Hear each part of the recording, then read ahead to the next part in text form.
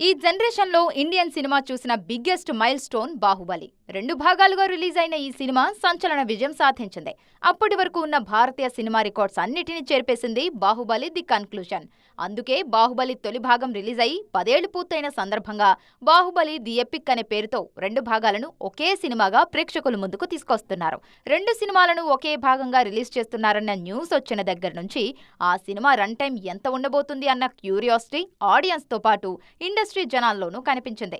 Final గా censor report తో cinema run time విషయంలోనూ క్లారిటీ ఇచ్చారు మేకర్స్. ఏకంగా 3 గంటల 44 నిమిషాల నిడివితో ప్రేక్షకుల ముందుకు రానుంది బాహుబలి ది ఎపిక్. గత 25 ఏళ్లలో ఇంత భారీ చిత్రాలు 1-2 వచ్చాయి. లగాన్ సినిమా దాదాపు ఇదే రన్ టైంతో ప్రేక్షకుల ముందుకొచ్చింది. Pushpa 2 reloaded version run time కూడా ఇంతే.